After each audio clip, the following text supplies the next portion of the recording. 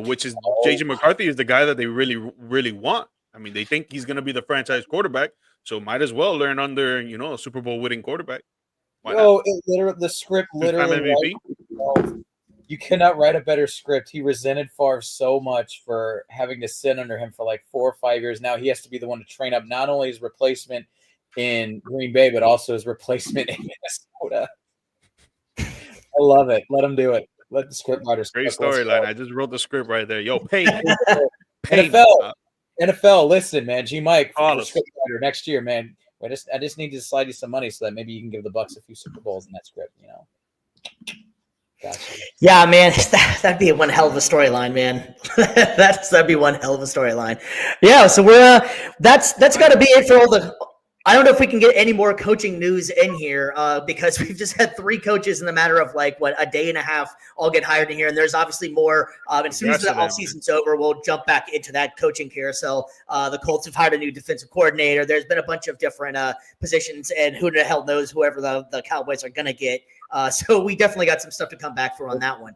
But we're going to go ahead and leave the NFL for a few minutes and jump to the college game because we had some huge game on last night. And man, let me tell you what, boys, Ohio State was the real damn deal, man.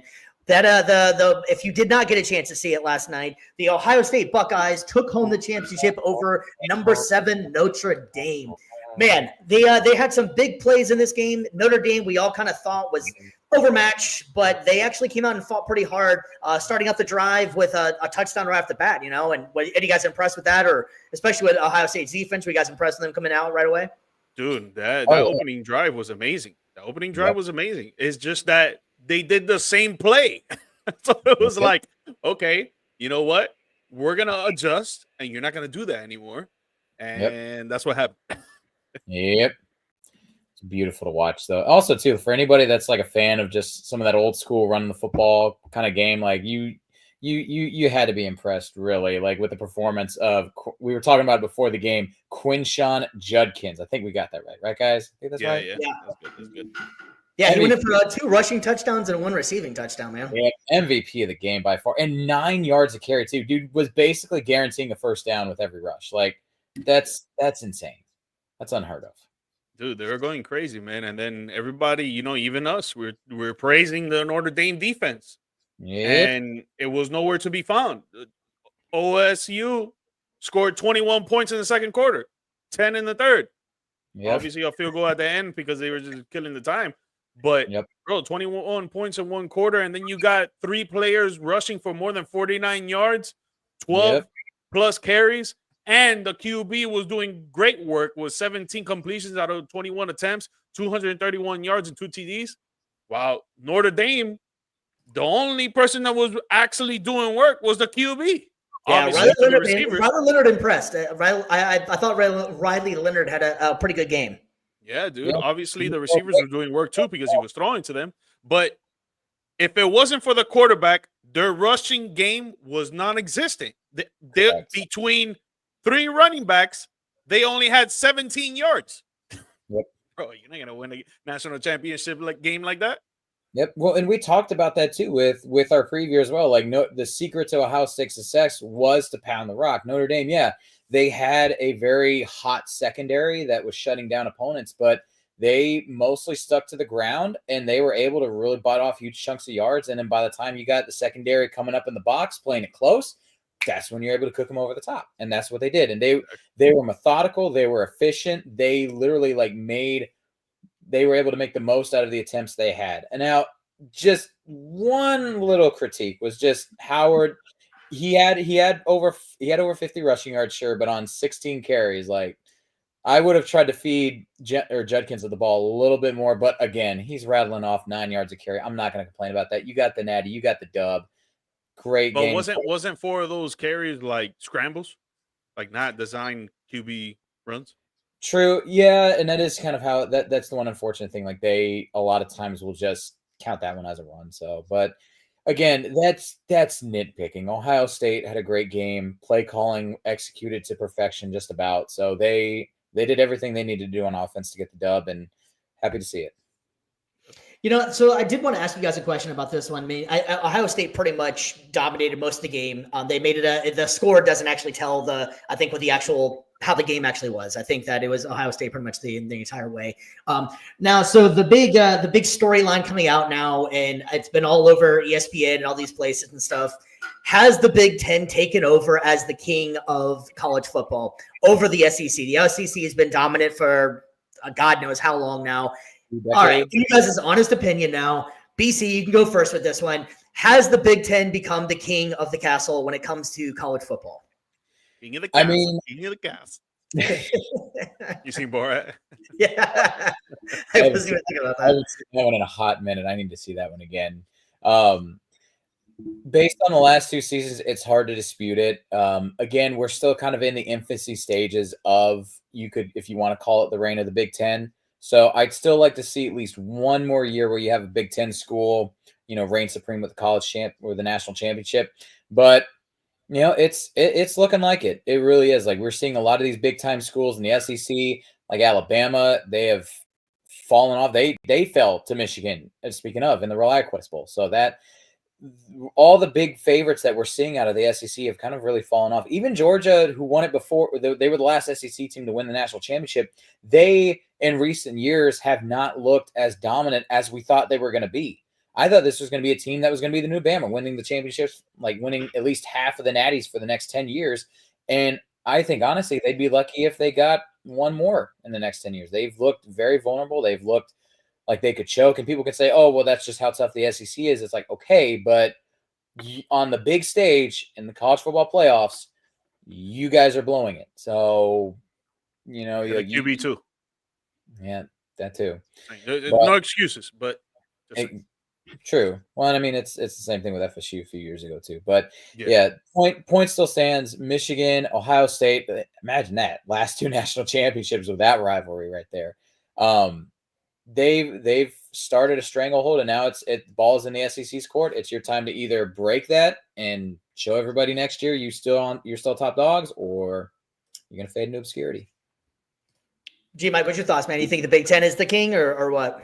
Nah, I think SEC still got it, man. I think they're gonna still have it for a while, dude. There's gonna be kids that are gonna want to go to these historical colleges. Obviously, Ohio State, they spent $2 million on their players to get them to come over here, and now they win a national championship and they get those $2 million back. So they just got reimbursed for winning a championship. So it was a good move on them. But I still believe that kids are gonna want to go to these historical winning colleges, and it's where, if you want to be an NFL star, you go to the SEC to try to play there, try to get the toughest opponents, and go on to the next level, the pro league, the big top league, and try to show your skills there. I think SEC will bring out the best players for sure.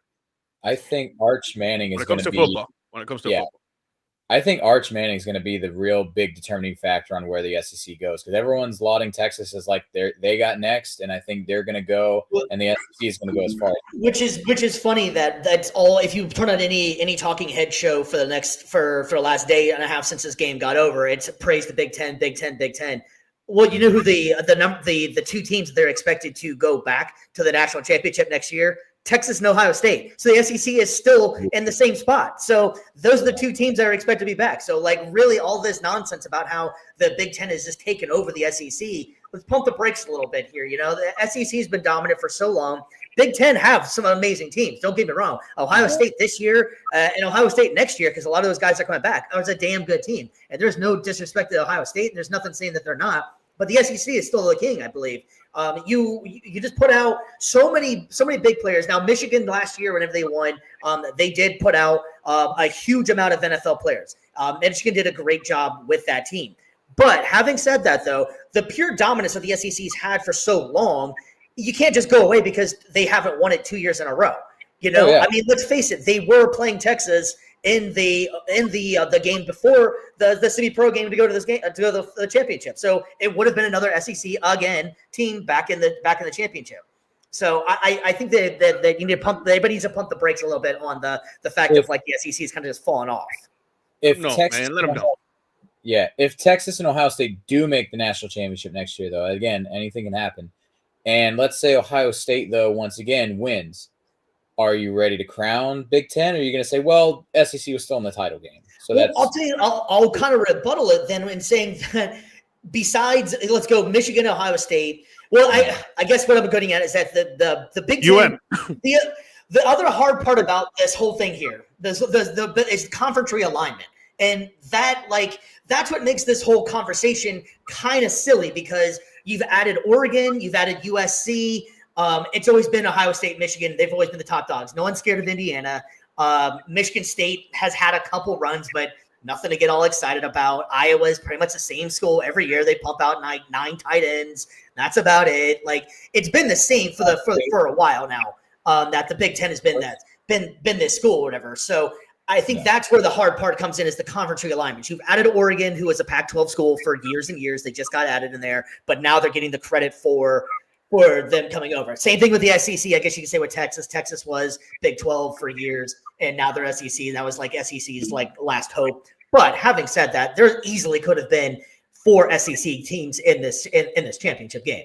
I mean, I would say that they're giving them a run for their money, but I still believe that SEC is the top dog. I think it's the big brother in the room, 100%. Right, I agree. I'm not saying Big Ten is garbage by any stretch, so I don't want to get that twisted or anything like that. The Big Ten is very big boy football, without a doubt. Ohio State easily was one of the top teams in the country this entire year. They looked great. They did exactly what they were supposed to do. They went out there and dominated. There was no doubt once they got to the playoffs. After that Michigan loss, they put on a show. They were just purely dominant. So shout out to them for putting on a hell of a show, and they did exactly what they were supposed to do. I'm just saying I think it's a little bit too premature to say like the SEC is just gone away now because Big Ten's won 2 in a row. I mean, come on now. Yeah. Before that point, Georgia was going for 3 straight, and that was like they were about to be the next dynasty and all that good stuff. So like that gets like almost forgotten in the wind as if like that was so many years ago or so, like so. I think we just need to calm it down a little bit. How about that? But it is chill, doggy, chill. It is interesting though that Georgia like fell off the way they did the last couple of years though, because like we said, we were expecting them to be the next Bama, and I mean next year, who knows? You get a good recruiting class, you can turn things around. I would be interested in seeing though who out of Georgia or Texas is going to be the main man in SEC, and then again, if Arch Manning succeeds the way we think he's going to succeed, then SEC is going to still be on top. But I do go ahead. No, I was going to ask you, why do you think Georgia fell off? Because that's what I was going to say too. Georgia lost. I mean, the same thing with Michigan as well. If you want to go back to the Big Ten, you have so many good players and such good teams that they go to the pros. That's just what happens, obviously. And with NIL and transfer, with the NIL and transferring, some of these guys aren't waiting around as much. So Georgia was a lot like Alabama, that you had 9 5-stars just waiting their turn to be on top. Now they're not waiting around as much. So I don't think the NIL has definitely changed college football. I think that it's helped out a little bit with the aspect of more teams are getting the opportunity to have better players. But let's face it here, who was in the national championship? 2 powerhouse old school teams, with Notre Dame and Ohio State, so for clickbait, we're going to put it up. NIL killed Georgia. Boom. There we go. Well, okay. But why do you keep saying that Georgia fell off when they literally had the bye week and they had a great team? They just didn't have their starting quarterback. No, I'm like I said, strictly clickbait. But yeah, falling off. Okay. I thought you were like serious. Yeah. No. Like falling off in terms of where I think most people, if you ask most college fans, like before NIL, I think we were all going to be in agreement. Georgia was basically going to run college football for the next 5-10 years. Easily. And I mean, and again, they're still competitive. Like we said, like a lot of stuff we're talking about is hyperbolic, but they're still competitive. But I don't think that they're quite at the level of dominance that we were expecting. Okay, again, I'll agree to that, right? But let me ask you this. If Carson Beck plays, where do you think Georgia ends up? Do they lose that game still? Do they go to the next round? Or do they make it to the national championship? And do they win the national championship? No, I don't think so. I'll go ahead and jump on that one. No, Carson Beck had a very down year for his standards, and honestly, on top of it too, Georgia this year had the number 1 drops. All their wide receivers couldn't catch, which is something extremely weird considering we just last week had that fun debate about how many great receivers they've had. The list goes on and on. Amari Cooper, blah, blah. You can name for hours. But this year, they had the most drops of any team in the country, which is very un-Georgia characteristic. So it's not all on Carson Beck, but Carson Beck was not as good as he was. They lost Brock Bowers, who was a gigantic piece of their offense last year. I think that Georgia they weren't able to necessarily maintain their dominance with the players that they lost. The players they lost were absolutely amazing players. And whenever you lose great players, I think the writing is on the wall in there. Yeah. Now, I think Georgia, I don't think Georgia was bad. I just don't think that they had no business being as a national championship contender this season. The prior two seasons, hands down, they were dominant. Hands down, they were dominant. Who did they play first off of that bye week? They played Notre Dame.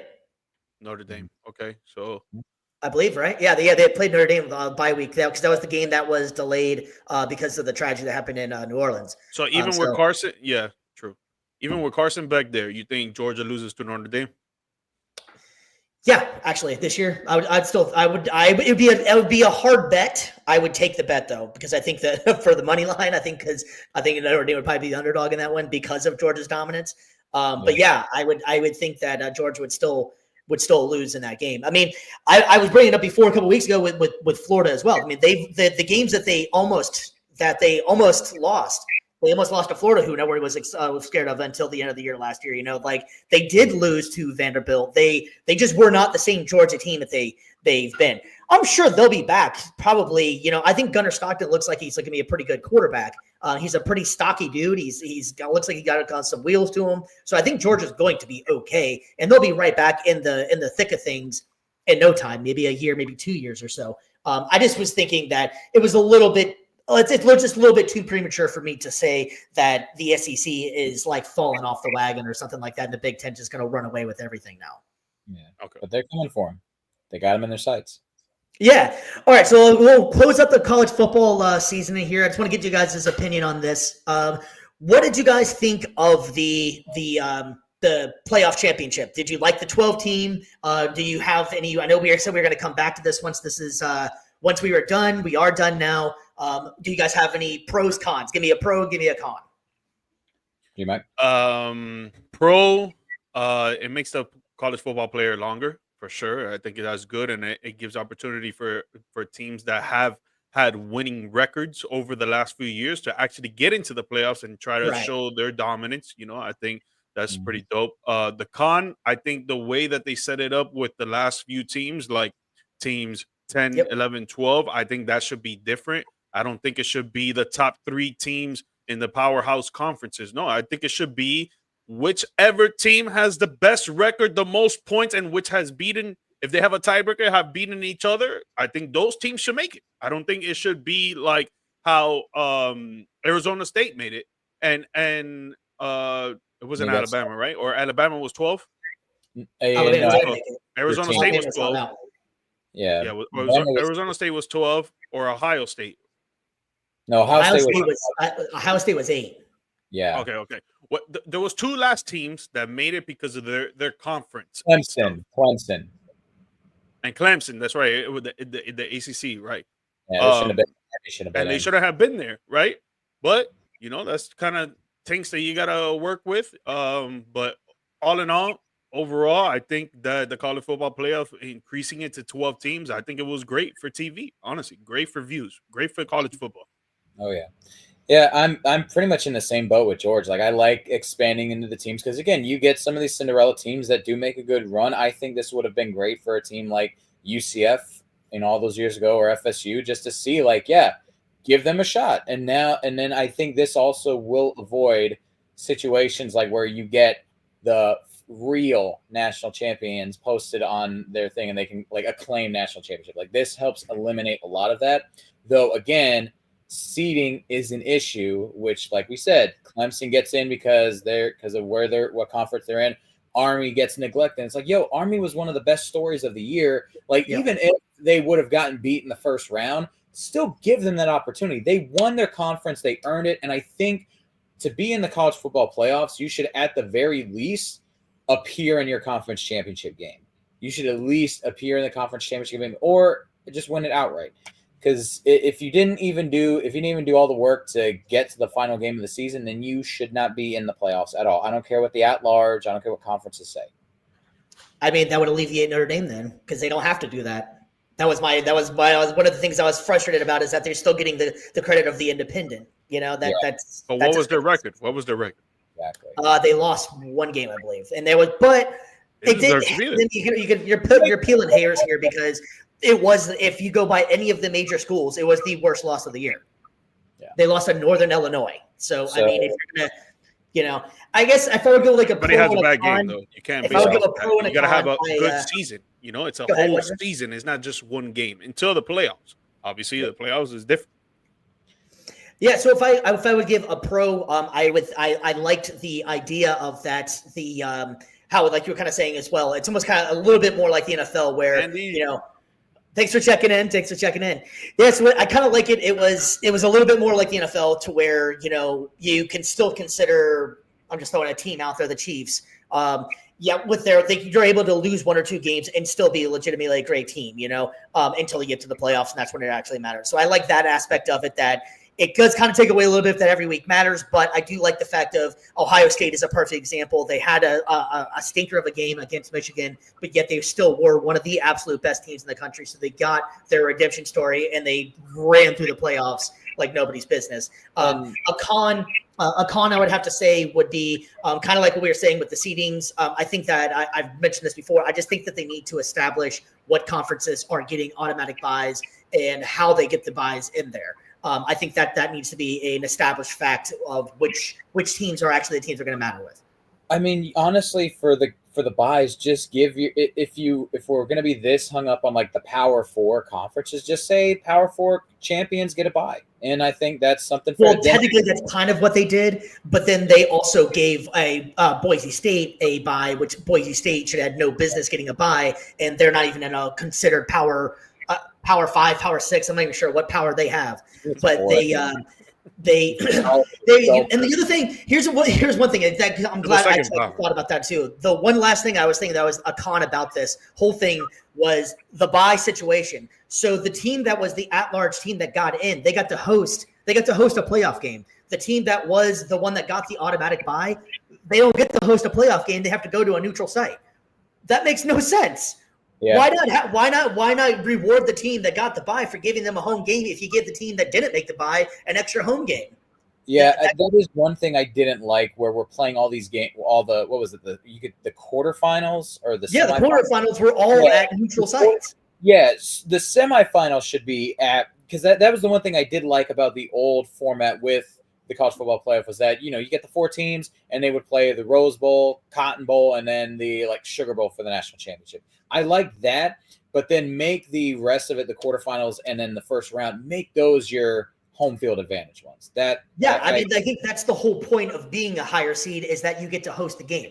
Like that, that to me is something they should be changing on there. Right. I mean, it's not like you can't do it. It's not like there's not money in the sport, and there's not like it's not sponsored, and people are not going to pay to go to these games. I mean, every one of them are sold out. And if you're able to host it at home, that team gets extra money for their school, and it's almost a benefit for being a winner. So I think that's something they need to change as well, is figure out the higher the seed, they should host the first 2 rounds of the playoffs. I feel like whatever the higher seed is. And I think depending on as well where, you know, like let's say it's the quarter, or let's say it's the semifinals, you got like Georgia, they're the top seed next year, and then they're going to be playing like Texas. I think that should be like, you know, that should be played in Mercedes-Benz Stadium, because it's like, again, they're the higher seed.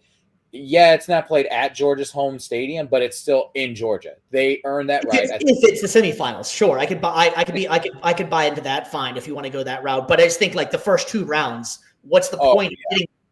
I know you can't say what's the point of getting a bye, but you get what I'm saying here. What's the point of getting a bye if you can't even host a damn home game? Like that doesn't seem very fair. It's like, hey, you can have more. You can stay home, host a home game, but don't be good enough to get a bye.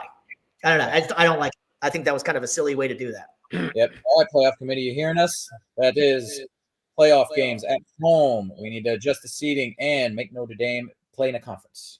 There we go. Two times this episode where we got the check, baby. Sign the check, baby. And you guys are viewing. We got 15 viewers right now, man. Hey, write in the chat, man. Let us know what you think, baby. Yes. What are your we can put a bow on the season. I think it was a very interesting season. There was a whole lot there was a lot of really, really good games this year. I thought this was one of the better years for college football, if I had to be honest.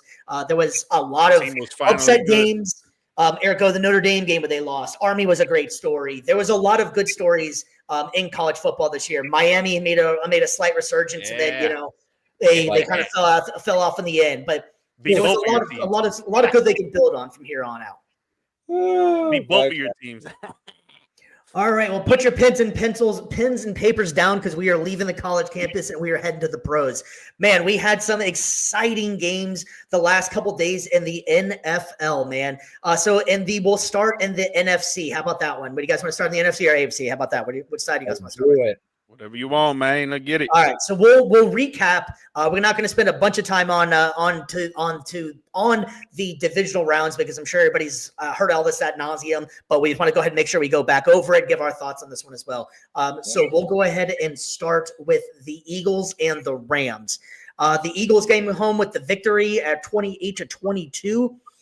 That was a lot more exciting game than I kind of expected to be. I did pick the Rams in this one. I thought that the Eagles offense was going to not really show up. Saquon Barkley showed up, but that's about it for the Eagles. Mike, man, what's your thoughts on this one? Just to start off, I want to shout out that one analyst that said there was going to be no touchdowns this game. Bro, Pablo, don't quit your day job, kid. Yo, Saquon Barkley going crazy. I mean, we expected that for it to be a snow game. In the beginning of the game, it wasn't snowing, but by the time that it hit the end of the second quarter, it was already going crazy out there with the snow. You saw snow covering the field. It was hard for the players to either catch the ball or even stay above foot to stay on their feet. But not for Saquon Barkley. 205 yards, 2 TDs. That man was going crazy with 26 carries. Yeah, man. For the Rams, Matthew Stafford had a pretty good game. He went 26 for 44 on 324 yards and 2 TDs, no interceptions. Kyren Williams had 106 yards with 0 TDs, but, they started playing a little bit better towards the end of the game. At the second last drive for the Rams, Matthew Stafford was going down the field with that offense, and they were showing that they can play with the best of them, but it was already too late. Eagles were already up. Either it was by like 10 points or 11 points, I think it was. And man, dude, I just think we all thought the Eagles defense were going to be crazy and they were going to do good work out there. And they came out with the victory. And then Jalen Hurts, greatest game manager ever, 15 for 20, 128 yards, 0 TDs, 0 interceptions. Greatest game manager in the game, baby. That's push, man. That's what he's good for. Yeah. Yeah. He knows how to win, though. He knows how to win. That's so true. Check on Saquon, though, man. Check that man's back. That dude's got to be exhausted from carrying this team this whole year, man. Hey, man. Hey, New York Giants, you guys slipped. Yeah. He's used to it, though. He's used to carrying the load. So it's like, I shouldn't be surprised by this. But, yeah, man. Go ahead. No. I was gonna say one of the takeaways that I was thinking from this game wasn't during the game. It was the post game. Matthew Stafford was asked about his career, if this could be it for him, and he was not saying yes, and he did not say no. He kind of looked at his watch a little bit and was saying, "I'm really gonna have to take some time and think about this one." I personally think he's gonna be back. I think he has 2 years left on his deal, but I believe he's 37 now.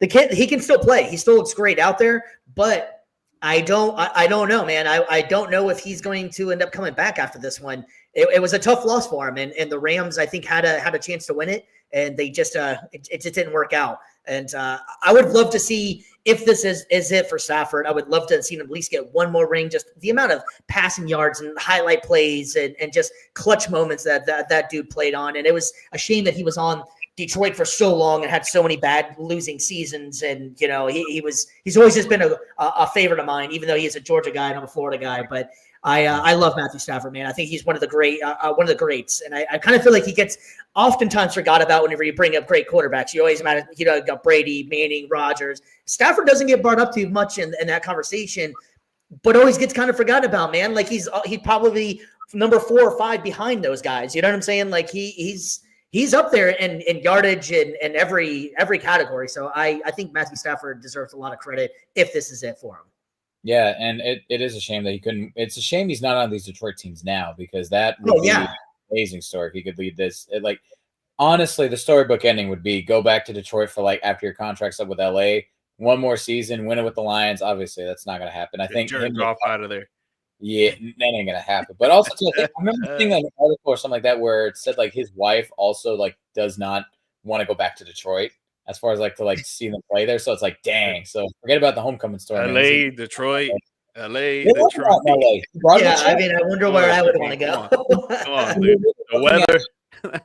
When we're really looking at some of the all-time greats, especially from this generation, obviously, like we said, we got the Rodgers, the Bradys, the Mannings. But if you go to that tier below them, like people like Matt Ryan, who got an MVP, honestly, I would take Stafford above Matt Ryan because he's shown to be clutch. 100%. Counts most. Yeah, he didn't win an MVP in the regular season, which arguably he could have. He had the talent to do so. But when he needed to step up, Especially the year that they won. What's up? Especially the year that they won. That year he was going crazy. It was one of his best years. Even like the days back in Detroit too. But yeah, he I would say out of like the quarterbacks that were drafted around like the late 2000s, he is probably the best of that group. You know, I can't think of really any others that I would put above him at this point in time. I think he's in December and January. I think he's 19-4. Yeah, it's clutch. Sure, I saw that stat the other day. Yep, just didn't have a lot of opportunities to, unfortunately. Well, speaking of Matthew Stafford's former team, that's what we call a professional segue because we'll go ahead and move on to the next game in there. I think that's pretty much it with the Rams and Eagles in there. Eagles advance. And so we're going to move on to the other game. And this one had to be one of the shockers of the weekend. It was the Detroit Lions taking on the Washington Commanders. And the Commanders come away with the victory 45-31. Woo! Hey, I'm not going to say I called that one a little bit, but I slightly called that one, man. At the end of that show, I said I will not be surprised if next week we are talking and the Detroit Lions lost that game.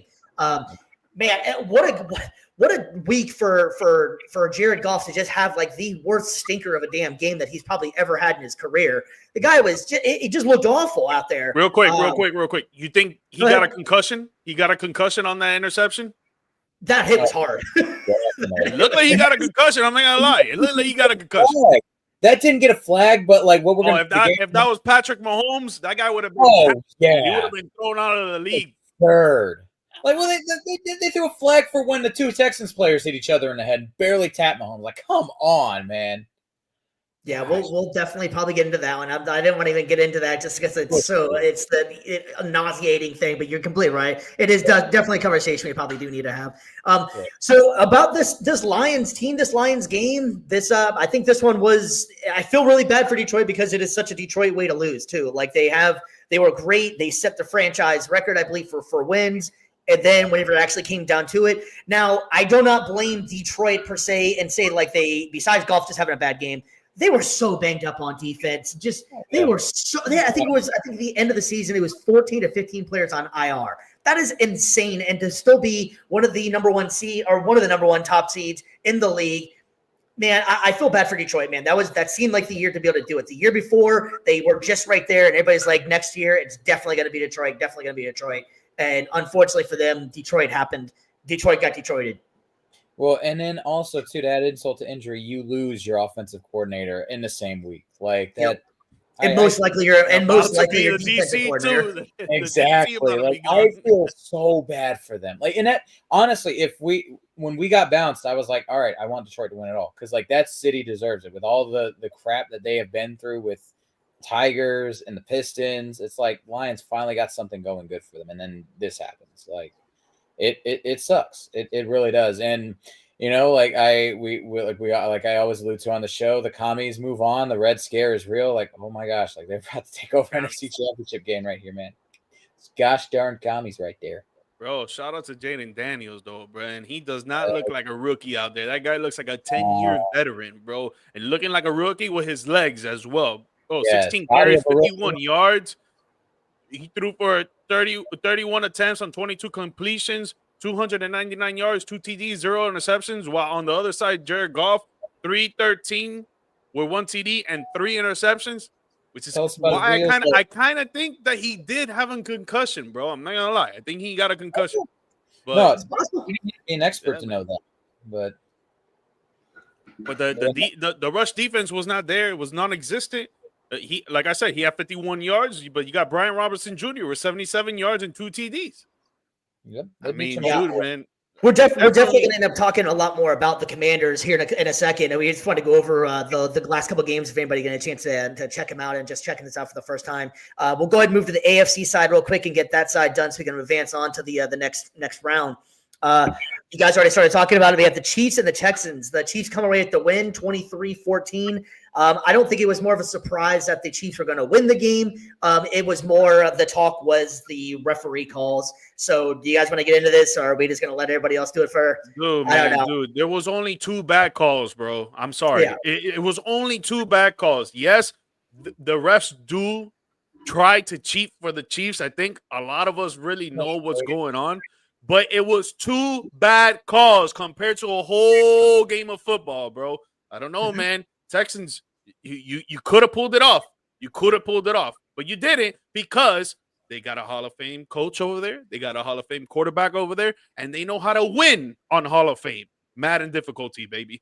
They know how to win over there. And the Texans do not know how to win against a Chiefs team like this. Again, yes, the 2 calls, it was complete bullcrap.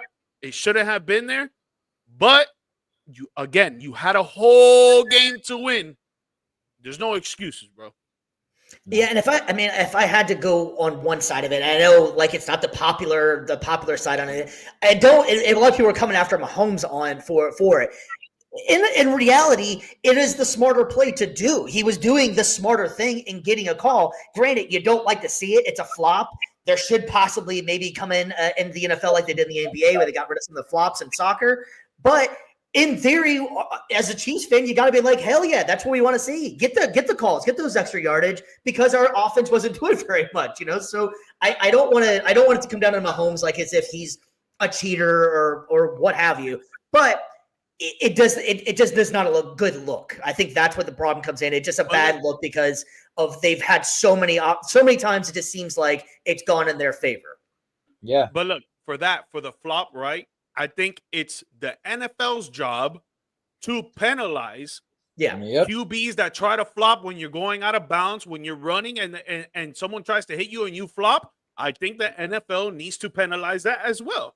You can't be out here like, oh, yeah, we're only going to give the flag if the defensive player hits the quarterback while they're running out of bounds. But if the quarterback tries to flop and try to make it look like, oh, he hit me or whatever, and it didn't happen, you should penalize them for that too. Because if you don't, then it's going to continue to happen. And we don't want that in this almost league. like we don't want it like the NBA. Almost like a reverse unsportsmanlike conduct, something along those lines. Yes, so you don't do it. So you don't come up with some sort of catchy 15-yard You know penalty or something like that. But that needs to be addressed for sure. I mean, if you go back to Kenny Pickett was that I believe that was in college when he did it, but that's one of the kings of the fake out with the QB. He was going up for the slide, gets up, runs it for that touchdown, and he gets all the credit for being smart. But if he gets hit, then as a player does it.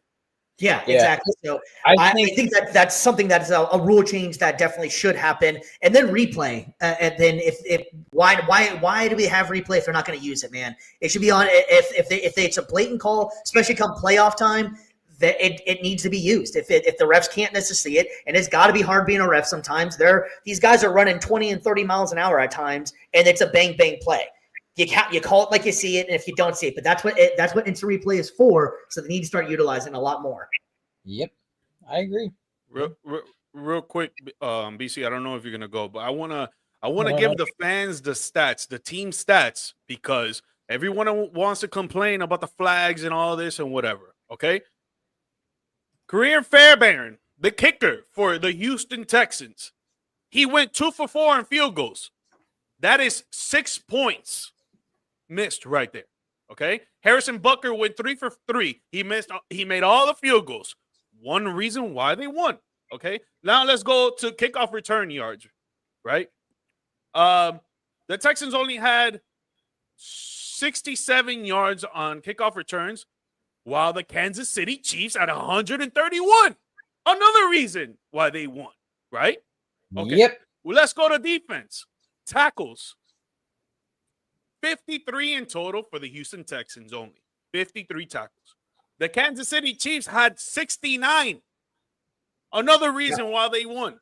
So for you guys to be saying that it's the flags and what helps the Chiefs win, I'm not going to disagree with that. But is it because Is that the reason why they won? No. They won because they played better and they're the better team. Simple as that. The two fouls that everybody's talking about were egregious fouls. They were bad fouls, but that was not the determining factor that was going to cause the game for them to lose. Exactly. Yep, you are fighting a losing battle if you're going to say that the refs. It's one thing to say if it's down to the wire, like final play and the refs screw up the call. That one, yeah, you can say, yeah, that cost us the game. Sure. But if you're, like I said, the score is the way it is, and Kansas City's been dominating pretty much the whole game, and this didn't come down to the last play, then you have no excuse. You cannot. Yeah, those two calls, again, we said it, they egregious, horrible. We addressed that. But you can't get dominated on both sides of the ball like that and then blame the refs and say they cost us. Let me put out another stat here. Ready? Go for it. Travis Kelce caught 7 out of 8 catches. Xavier Worthy caught 5 out of 6 catches. Noel Gray caught 3 out of 3 catches. Kareem Hunt caught 1 out of 1. And then there was 5 players that didn't catch a pass from Patrick Mahomes. We'll go to the offensive side for the Houston Texans, right? Nico Collins, 5 for 8. Drops. Could be a reason why you guys lost. Yeah. But what do I know? Dalton Schultz, 4 for 4. Xavier Hutchinson, 4 for 6. 2 drops right there. Could have been crucial. Joe Mixon, 2 for 3. And then 2 players that didn't catch a pass from CJ Stroud. So it's like there's a lot of variables there on why they lost. Yeah, and CJ Stroud, let's face it, too, CJ Stroud was having a kind of an off year. I don't think this is the second time they've already played. He had a good game, though. This is the second time they've played, and it's the same result. I mean, almost the exact same score as the last game, if I remember right. Like it was around there. And so two things interesting about the Texans, since they're we'll go ahead and put this one to rest here as well. They just came out today, I believe it was, that D'Amico Ryan said that he's not even sure that Tank Dell is going to be able to make it to play next season at all. That injury is so severe that he might not be playing at all next year. And sticking with the wide receivers, do you realize Deontay Johnson has already kicked off the team again? That guy's been on 4 different teams in, I think, 4 months? No, he went back to the Ravens. He went back to the Ravens, and he didn't even play. Yeah. He went back to the Ravens. They re-signed him? They picked him up again. Oh wow, I didn't realize that, but he's already gone off their team too. I'm sure. They're out of there already. That's got to be a look in the mirror kind of guy right there, man. So you're not doing something right, man. If you go through that many teams at that amount of time, he's not a locker room guy for sure. On the Texans team that needed wide receivers, like you had easily the chance. Just don't be a jerk and literally you could be the guy there. But you heard what happened, right? What it was, why they kicked him out? Which team? The Houston Texans. I mean, you have to name which one. The Houston Texans? Go ahead. Yeah. Because he was mad that he wasn't getting targeted. Oh, okay, yes. Okay, I didn't know. Are you a team player or not? Are you just thinking about the individual stats and stuff? Okay, you don't really want to win. Get up out of here. I get it. I would do the same. I would do the same. Said it perfectly there. It's like you can be a part of what we got. We got a great young squad here we're trying to build up. But if you want it to be all about you, I'm sure there's somebody out there that'll want your talents, but we don't. So peace. Yeah, amazing enough too. You go to multiple teams that needed number 1 receivers too. Like that's what's mind blowing. If you're supposed to have all this talent, you go to Carolina. Who'd you have to beat out? Adam Thielen, Xavier Legette, a rookie. Well, he got traded from there. He got traded. Yeah, I know. But I'm saying he went from Pittsburgh to Carolina to Baltimore. Barely played Baltimore. Went to Houston. Houston was out. They needed at least number 2, and I don't know, man. Like that's something that guy needs to look in the mirror because he is a good receiver, but he just needs to figure something out with that. That's insane, man. Go through that many teams on teams that actually need you, and you can't make it like that. That's crazy. But all right, so we're putting that one to rest. Last thing on the Texans before we move on. NFL rumor right now: Dallas Cowboys are going to try and trade for Stephon Diggs, match him up with his brother. Just saying. What's that? He said Stephon Diggs is what? Dallas Cowboys are going to try to trade for Stephon Diggs to pair him up with his brother. Man, that doesn't sound like that won't be a locker room problem either, or something like that. Two diva Diggs on the team. I'm down to try it out. I'm sure Brian Schottenheimer is going to love that one, man. No. Kellen Moore, bro. Come on. Kellen Moore. All right, man. So we got one more before we jump into the new we move forward, and that was the Buffalo Bills and the Baltimore Ravens. Oh, Man, what there a was so many game. different storylines going on with this one, and if you didn't get a chance to see it by now, the Buffalo Bills put out the victory 27-25. And poor Mark Andrews, man. Poor Mark Andrews. Bro, I feel so bad for him, bro. Just like Jared Goff had probably the worst game of his entire career, and I'm talking Pee-wee football as well. Man, drop the 2-point conversion, the fumble. The list goes on and on, And man. an amazing season. Yeah. Career Yeah. season, bro. He started off really slow. He got in a car accident in the offseason and then kind of took a little while, I think, to kind of get And back saved up the to lady speed. in that car accident. Yeah, kind of took a little while to get back up to speed, and then once he did, he was booming and rolling like the old Mark Andrews. But man, and I've been the crucial one of Lamar on the show. I'm not going to come out and blame Lamar on this one. I think Lamar did. Lamar That had to means find you it. watched the game. You watched the game. He had a couple bad throws. There was, without a doubt, a couple bad ones. But this one wasn't on Lamar, and so yeah, T Mike, man, this was your pick here, man. Where are you at now with Baltimore? What do you think? Too many mistakes for Baltimore, man. Too many mistakes. It started off with Lamar throwing the pick, and then Lamar having a fumble. Yeah, it was snowy, but you really can't make an excuse there because the other team is playing in the same conditions as you. Yeah, they're used to it. But still, you got to come out and play, and it is what it is. This is what January football is. You want to win. You want to go and be in the big game in February. You got to win in January. That's what it is. Too many mistakes on the Baltimore side, man. Two crucial drop balls by Mark Andrews, bro. One in the second quarter, one at the end of the game, and he had a fumble. So it was a horrible game for him. They didn't have their star wide receiver out there, Zay Flowers. So, they were depleted there at the receiving position, but just too many mistakes on the Baltimore's end, and Buffalo took advantage of that, bro. They took advantage I think of every something single Baltimore really needs to address in the offseason is getting a true number one. I think Zay Flowers is great. He's electric, but I don't find him to be a number one. He's more of a 1B to me. But if they need to find an actual dominant number one, maybe Diggs could go there, but Diggs is a little bit past his prime, I think, at this point. But they need to find, I think, an alpha, because you got Mark Andrews who's trying to be the one.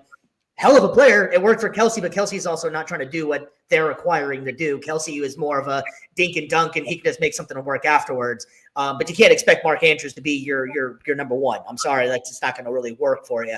And Bateman's a fine 3, maybe a 2, somewhere in there. But they need to find, if Zay Flowers is your number 2 and you have an actual number 1, I think that would really help them out a lot. Maybe go after Devontae Adams, who's rumored not to be maybe back with the Jets. Somebody. He's a little bit past his prime, maybe too. I don't know. You know what I'm saying, though. I think they need to find a true number 1, and I think that's what's going to put Baltimore over the top, because Bateman isn't a 1, like we were just saying, and I think Andrews just struggled at being the 1, and you didn't really hear much from Likely either, so I was kind of surprised by that either.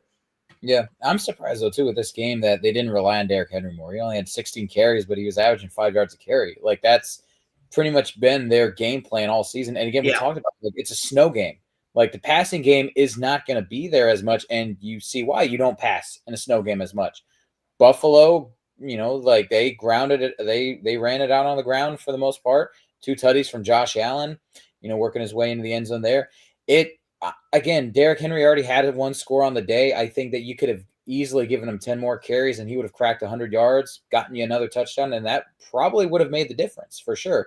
Again, I'm kind of flabbergasted that they went away from the reason why they are at where they were at this season.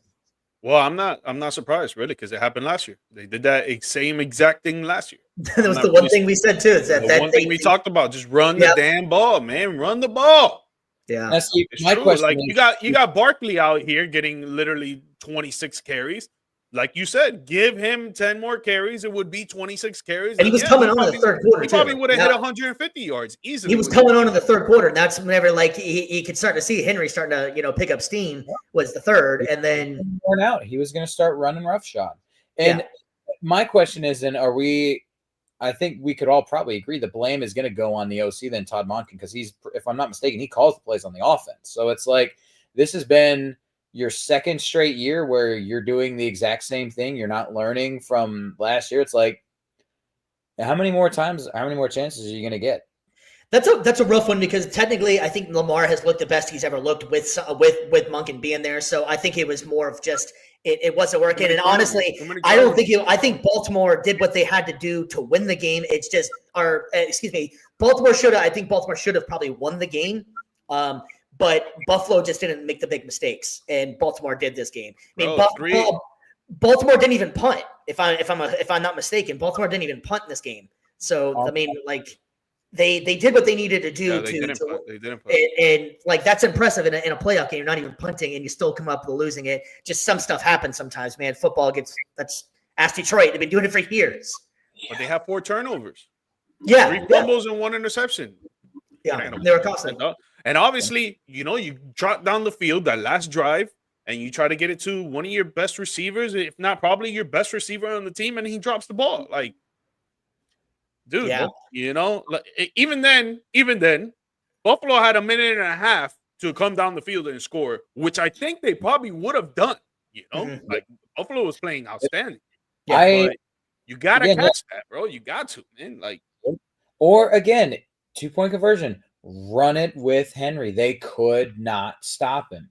Like I don't know, dude. Honestly, the play was there. The play was perfect. He was wide open. It was there. It was in the bread basket. It was there. It was a little bit low, but I mean that's a catch Mark Andrews makes 9 times out of 10. Yeah, bro. Like it's not like the Patriots and Seahawks where they literally should have ran it because Russell Wilson threw an interception. It wasn't there. That wasn't there. So run the ball. Yeah, different. That was different circumstances for sure. Yeah, dude. Like, well, I don't know, man. You got to catch that, bro. I'm sorry. You got to catch that shit. Like, well, the way I'm kind of looking at it now, I think in the words of Jay-Z, it's on to the next one, man. We were talking about Buffalo a couple seconds ago, so let's go ahead and get into it, man. Buffalo advances, and they are going to take on what we were just talking about before, the Kansas City Chiefs. This one's going to be interesting, man. Another playoff game in Arrowhead. Buffalo has already beaten Kansas City. What do you guys think? How's this playing out, man? And before I get in there, if you go back like 2 years ago, this is probably one of the most exciting games you're going to see. I feel like this game is going to be a slow-paced, boring game, to be honest with you, if I had to be blunt about it. I mean, it's both defense. Like both teams have been relying on their defenses this year pretty much to get the job done. So I would tend to agree, but I am pulling for both. I think it's safe to say all of America, aside from Kansas City, is going for Buffalo in this one. Yeah. It's the new evil empire. It's the new evil empire. That's we got to take down Kansas City. So. Yeah, and Buffalo. I mean, no diss on Buffalo as well because they're playing extremely efficient football. I think they set a record for most touchdowns count by a different receiver in NFL history. So they're playing extremely well. They're playing efficient. It's just the lack of big play from Kansas City anymore, and Buffalo. They're playing smarter football. They're not making Josh Allen do all these wild things that he used to do, and it's kind of slowed down a little bit. So that's all I mean. It's going to be a slower paced game. But I think Buffalo definitely has a great chance in this game. But I mean, it is Kansas City. G-Mike, man, how you feeling about this? Dude, man, just like anything in the comic book in DC, nothing can kill Superman except for the kryptonite. And that's what happened. And that's what happened with the Buffalo Bills and Kansas City Chiefs. The Chiefs are the Buffalo Bills kryptonite until I see the Bills beat the Chiefs in the playoffs, which can happen this weekend. I'm not saying it can't, but given the history, I can't go against the Chiefs, bro. I'm sorry, I can't. I gotta go with Patrick Mahomes, Andy Reid, and that star-studded defense right now. I can't go against them, especially that they have the Buffalo Bills number on speed dial 1. It's there, ringing every year. It's unfortunate for him. Yep. All right, so we're gonna go make our picks on there. Then BC, who are you picking? Oh, I don't want to pick Kansas City, but I feel like I have to. This hurts to say. Go your gut. You can go ahead, and I will be the big man. I will be the one over here. I am going Buffalo. I'm going Buffalo, and I think Buffalo is actually going to beat them actually handily in this one. I think it's going to be a competitive game, but I think Buffalo is going to come out and put on a show. I'm liking the way they've been playing. I like we were saying before when we were picking our preseason picks. I thought Buffalo was actually a lot better, and a lot of people were jumping off the bridge on them. Because of all the wide receiver stuff, I didn't think they're going to be this good. I said I thought they're going to be good, but I did not expect them to be this good. But I'm sticking with them. I've been riding with them for a little while in here, and I guess I'm gonna. Does that help me out with my MVP pick of Josh Allen, or does he win or lose this now, or because Lamar? Like, where are we going with that now? I feel like I said this like to my family when we were watching the game. I was like, whoever loses this one, is going to be the MVP. That's my prediction. So whoever loses is going to be the MVP. Like whoever loses the whoever lost between Buffalo and Baltimore. So that is going to be the MVP. You're saying the losing quarterback is going to be the MVP? Yeah. So Lamar lost, so I got him winning the MVP, and then you know what? Screw it. I'm gonna go with my gut. Josh Allen's gonna use that as fuel, and he's gonna take down Patty. Let's do it. Bills by a field goal. It would be dope to see 100%, man. I can't see it, dude. It's not there in my vision. It's not in my vision, dog. I'm like John Cena out here. It's just not there. Yeah, I feel confident in Buffalo. I like the way they're playing. And Kansas City, they just been way too sloppy for me. But they do turn on the playoffs, man. You can't deny that. And Travis Kelce did exactly what I said we were going to do last week. We were talking about it. Travis Kelce turned into playoff Travis Kelce, which is exactly what they've been waiting for the entire time. So, all right, so we're moving on as well. We got before we recap that real quick, we got we going 2 Buffalo, 1 Kansas City. Yep. All right, good to know. It's gonna be an interesting, man. But Bills Mafia will go crazy if they make it to the Super Bowl. There, that'd be great. It's been a long time for them. They deserve it. Like they are. Been there what 3 times, 4 times? I haven't won. 4 times in a row. That's right, 4 times in a row. Yeah. Right. And we beat them in one of them. Yeah, I know we talk about their fan base, and we're gonna talk about Phillies in a sec. Like we talk about both fan bases, but Buffalo is more of that like chaotic good where it's like everybody loves them because they're so like crazy. Everybody and Philly is more of chaotic evil where everybody hates Philly fans. So and this is where we go to Philly Commanders, baby. Crazy segue right there, baby. Without further ado, man, we are going to the playoff game between the Washington Commanders and the Philadelphia Eagles. You did not get your screen messed up or hear me wrong on the podcast here. The Commanders are in the NFC Championship. What a game this is going to be, my friends. I really don't know what to expect, man. I've been so high on Jayden Daniels this season of just like he's just impressed the hell out of me. Can he pull it off against the Eagles defense, man? They've already played once. They played twice. And the last time they played, Jayden Daniels got the win, I believe, right? I think they're 1-1, yeah. I just don't know if it was the last game they played. It's already happened. And they're going to be playing in Philadelphia, which is always going to be a hostile environment. But, Mike, man, can Jayden Daniels do this? I think he can.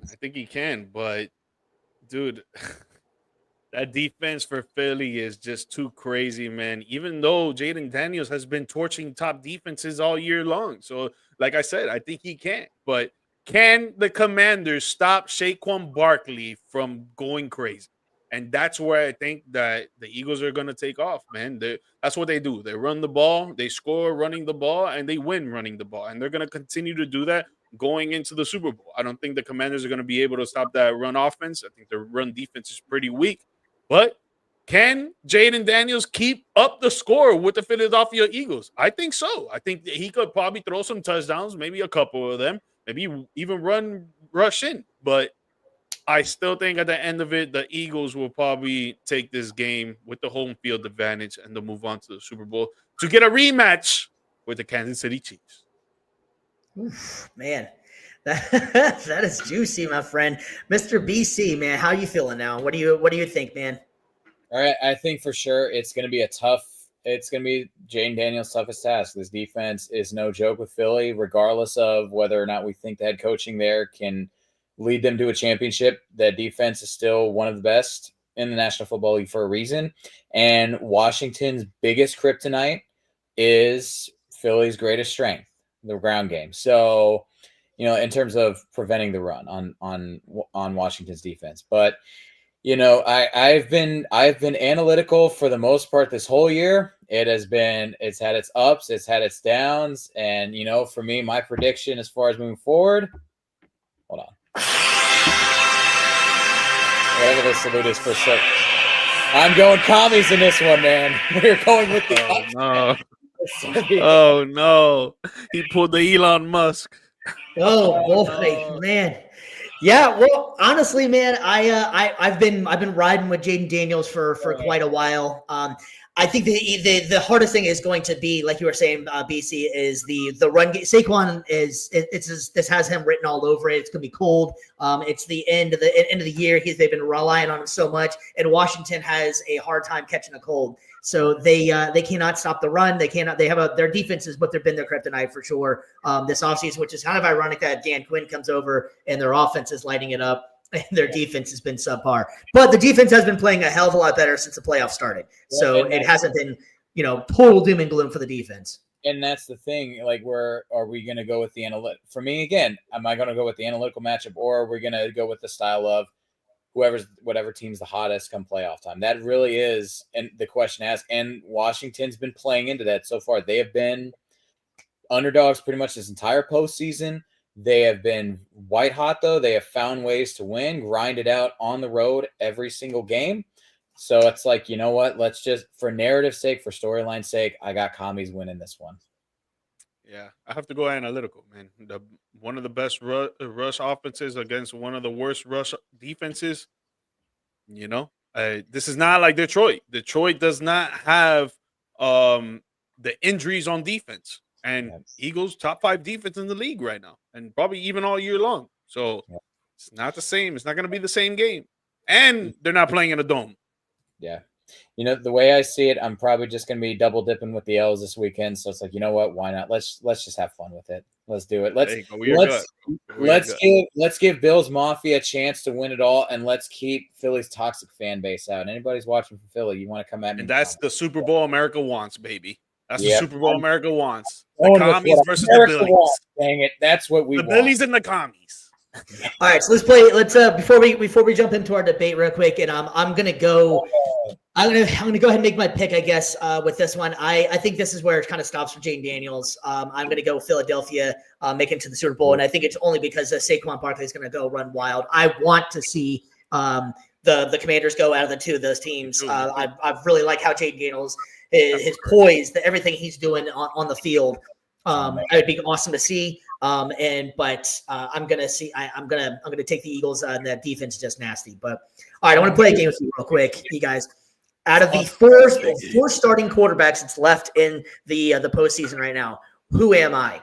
I have 2,903 yards, 18 touchdowns, 5 interceptions, and 65.6 QBR. Who am I? You have Jaden Daniels, Josh Allen, Patrick Mahomes, and Jalen Hurts. I say Jalen Hurts. What, you're talking about for the whole season, though? Or you're talking about in the playoffs? No, the season. Oh yeah, Jalen Hurts. Yeah. Now, wouldn't your first reaction to be Jaden Daniels, like as a rookie, like you getting that or whatever, No, he has 30 passing TDs, no? Yeah, it would be, but if he was, it would have been if he wasn't up for offensive rookie of the year. I'm like, there's no way he's beating Bucky Irving with those numbers. No. So Jaden Daniels' numbers for the regular season was 3,568 yards, 25 touchdowns, 9 interceptions, and a 70.5 QBR, which is 4th best in the league. Yep. That's one hell of a rookie season, man. Hey, man, we got the veteran playing against the greatest game manager ever. Those numbers are great for game manager, man. If you need a guy that doesn't turn the ball over and is great at pushing them tushes, like it's all, at the end of the day, it's all about the dub, baby. Don't let anybody tell you differently. Don't worry about the individual stats. Don't worry about the money. It don't matter. At the end of the day, it's worry about the dub. Except playoffs where he hasn't won a ring yet, but it's all good. It's all good. But he played amazing in the Super Bowl, though. We'll Kansas City, he played amazing.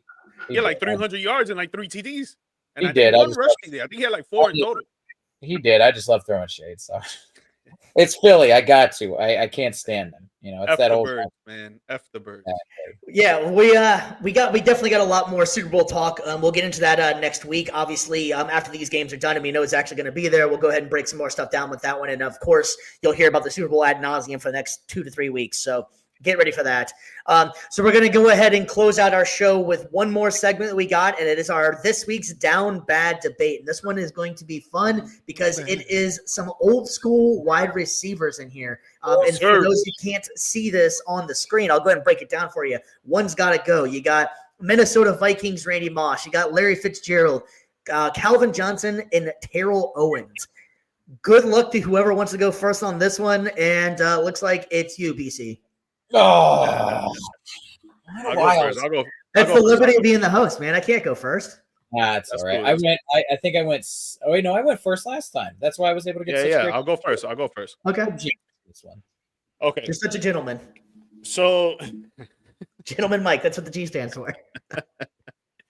So, I want to first start off by saying that all these receivers right here had impeccable careers in those uniforms right there. Obviously, we're going off of those uniforms, correct? We're not going off of their whole career. Okay, correct. So for those teams, obviously they've had amazing careers for those teams, right? So I can't really pick one because of their skill, their hands, their speed, their agility, their toughness, their vertical. I can't pick one because I think that they're all elite at all of those categories, right? So I'm going to have to go with the locker room stuff. Right.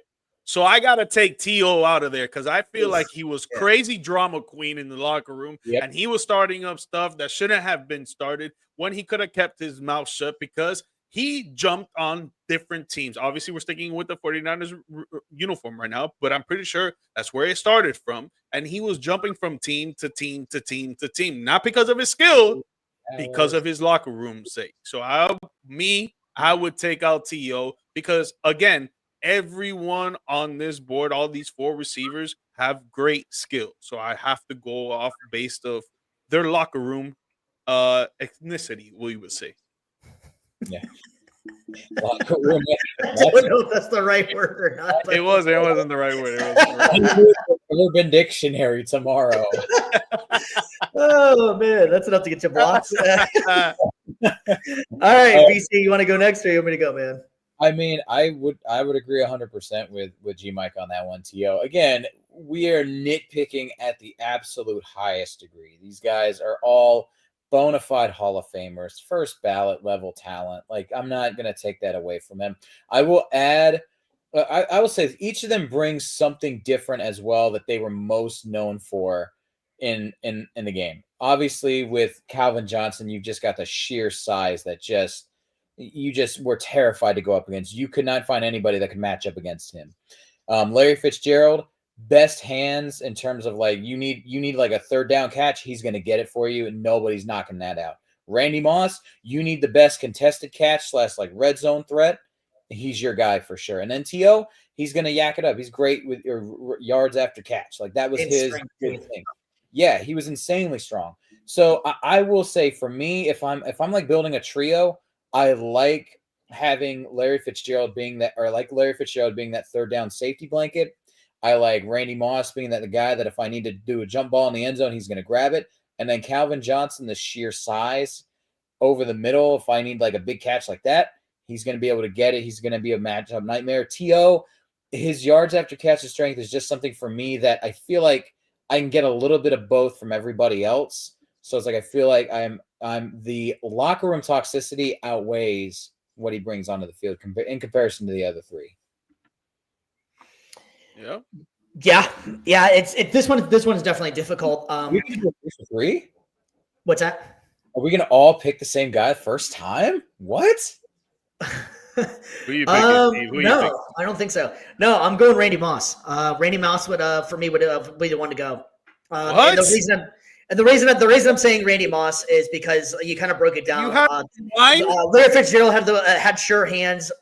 You got T.O. with the strength and the yards after the catch, which you put together, what you just explained, which is that's something that's huge for quarterbacks. And then Calvin Johnson, you need the red zone threat. Randy Moss could jump over somebody, but whenever you're that big, you don't need to jump over many people. So I would take Calvin Johnson any day over pretty much any of them. But it is no disrespect to Randy Moss. Love Randy Moss. But out of the three of them, I feel like that Randy Moss would be the one for me to go. I just like the sure hands of Larry Fitzgerald, the yards after the catch and strength of Terrell Owens, and just sheer size and end zone threat of Calvin Johnson. How you gonna skip on super freak Randy Moss right there, man? Come on. It's not easy. It's not easy at all, you know. He's but a super freak. Super freak. shout out to Rick James, baby. You guys, I was gonna say, you guys remember the old like intros and stuff like that, like Randy Moss, aka Super Freak Marshall. Yeah. Oh man, I missed that. I saw there was someone, either I think it was on the Bills or the Buffalo or Ravens, that they were doing the intros with Shea Udzon. Or remember, what was it? Who was the one that was like body built by Taco Bell? Oh yeah. That's right. Or Jared Allen for being homeschooled or given his elementary school. Yeah. All right, fellas. Well, I think that is going to wrap it up for us tonight for Views from the Stands. Once again, we want to give a shout out to Varsity Sports Network for putting us on. We had a little bit of delayed start with them, but they're going to be a part of us going forward. So that was a big news for us and big news for them. We really appreciate it. So check them out on the app. And like I said before, you can find them on your Roku, on your Apple TV, pretty much anywhere that you get a streaming service, and it's real easy to do. As for us, we got a lot of football coming up. We really appreciate it. Please give us the like and subscribe. We are trying to do this as much as we can for you guys, and we really appreciate all the help, man. Mr. G, Mike, got anything for the people before we go? Yes, yeah. Guys, please like and subscribe. Like Steve just said, it will really help us out. Please show the support. Come on here and talk smack to us, man. Write in the chats, make fun of us, do whatever you need to, man. Come and show support. And later on in the future, we might be going to some high schools to be calling high school basketball games, or if not, in the later future, high school football games. So tune in for that with Steve, Brandon, and I. We might be on that, and we might be doing it live too, baby. There we go. Mr. BC, got anything else, buddy? You good to go? I mean, shoot, like we alluded to earlier, man, and we're about to reach the pinnacle of football at the end of the year. I mean, obviously we passed the pinnacle with college football. We're about to reach the big boys, Super Bowl. So, hey, have it circled on your calendar, whether you're just there for the food, whether you're there for the game, whether you're there for one of your teams that's going to be in it, or even if you're just there for the commercials. Just get a group together, have some fun, enjoy it. Like, this is why we watch football every single year. It's great storylines. It's the end of a great season, I think. So don't forget to tune in, man. And also, we got the Pro Bowl coming up. We got a lot of stuff coming up for our show as well. So we'll be doing a lot of recording here. We really appreciate everything you guys have done for us and continue to watch us. And we hope you guys have a good night, and we will catch you later. Peace.